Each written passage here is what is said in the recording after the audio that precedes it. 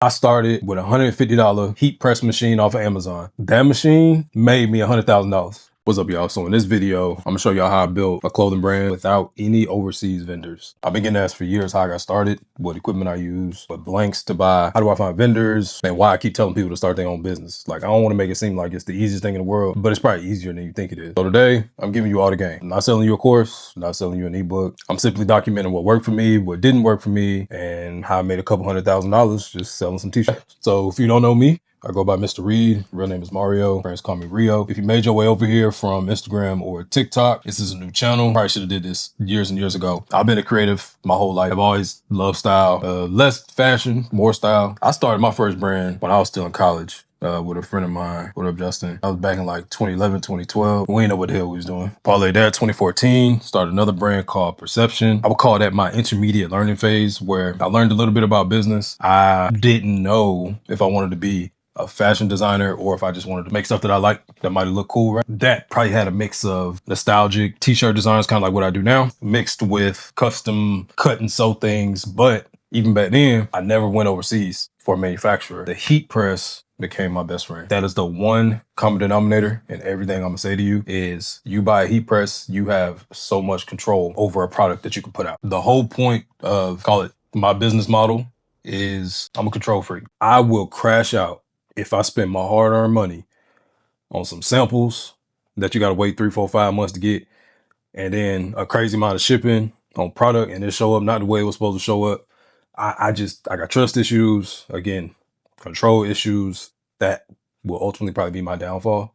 If I wanted to be a fashion designer, me personally, I already said, that's not really my ministry. Blank t-shirts, you can get them everywhere. Designs, you can make those, AI can make them for you today. You ain't even got to be that creative. Now, today's technology, you can have that design printed and put on a shirt in a matter of minutes.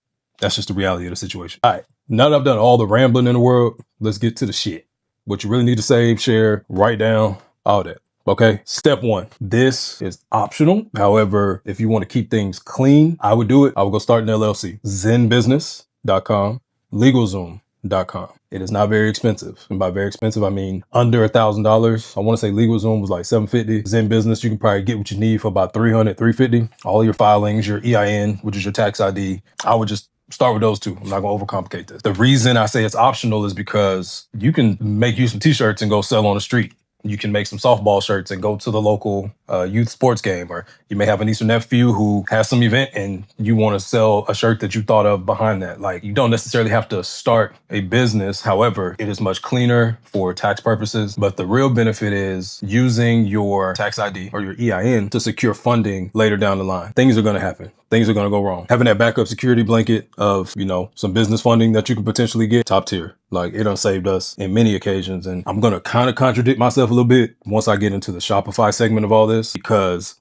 you can secure that same business funding without an LLC through Shopify. And I'm sure maybe through other platforms. I just use Shopify. So again, this is optional. I have done it both ways. I'll save that for another video going into detail, pros, cons, things I did well, things I did horribly. Number 2, and if you plan to scale, this is very important. That LLC will also come in handy. Go get a seller's permit. This allows you to buy wholesale. I'm pretty sure I only paid $99 for my seller's permit. It's something really easy to get, and it's been useful the entire time. Are there places where you can get wholesale pricing without an LLC or an official business? Yes. However, if you want to go for some of these big popular suppliers, they often won't even let you make an account with them unless you have an official business, and they will always ask for a seller's permit or reseller's permit, which allows them to sell you product at wholesale prices that you tax later once you sell your product to other people. This right here is the difference between paying $15 for a thick shocker wear shirt and paying $3 or $4 for that same shirt. Instantly up your margins. That leads me into number 3. What are the things you need? Starter toolkit, heat press machine. I started with a $150 heat press machine off of Amazon. That machine made me $100,000. I gave that one away, but this is one similar, and I used one this size until I made enough sales and could afford to upgrade to a 16 by 24. This smaller one is a 15 by 15. If you make larger designs like I do, it becomes a little more difficult and you have to press more than once. So upgraded to a 16 by 24, and then I used that again, dumped the money right back into the business and upgraded to what I have now, which is a dual 16 by 24 sliding heat press. Doubles production. One single press per design, because I usually don't go over 16 inches in width, and I can knock out 2 shirts simultaneously. This machine ran me about $1,500. I think I got it off OfferUp, to be honest with you, at a local warehouse.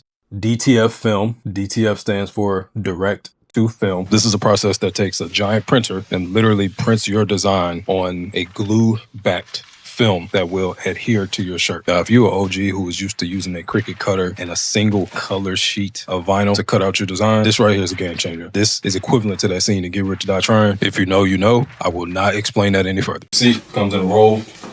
I'll roll it, cut it, press it down. I'll definitely put a link for some other of my favorite places, but yeah, this is a good one. Blanks. And by blanks, I mean blank t-shirts. Okay. The question I get asked the absolute most is, where do I get my blanks? Because people love the quality and they know I don't get it from overseas. So here you go. My absolute favorite is the LS 16005 from a company called Lane 7. It is a boxy fit, thick cotton, 7, almost 8 ounce, holds up perfectly in the wash. Literally, people hit me up about these all the time. And then my second favorite and backup is a MC 1087 from a company called Cotton Heritage. Beauty about them is they go all the way up to 5XL, a boxy fit, oversized, nice drape that is still affordable. Obviously, you need a computer, you need a phone, you need a bank account. I'm skipping some of those steps, assuming that they're a given, but if not, let me mention them as well. I'm going to wrap this video up because that was a lot of info, and I want to allow time for questions that I can add into my next video, which I'm already preparing to show you some design tools. Don't have to be a pro at Photoshop or Illustrator. There are some, even outside of Canva, outside of ChatGPT, that can get you some heat. I'll go into detail about using AI as well. But yeah, man, the reason I'm making these videos is not because I have all the answers. It's because I know what it feels like to wish somebody would simply point you in the right direction. I hate how much gatekeeping is going on right now. It feels like everybody clout chasing. Everybody want to seem like they cool. Yeah, if I can save you months or even, years of trial and error, then these videos are worth making. If y'all been following me on social media, I've been getting more into my faith and trying to live more purposefully. Still doing series over there highlighting local brands, and I got to get to my P.O. box, because I ain't forgot about y'all. I'm going to keep doing that, but definitely want to take what I've learned and get back and help. If you've been around me, you definitely know I done probably preached your ear off about starting your own business or selling your own product, monetizing your audience without coming off too salesy or corny.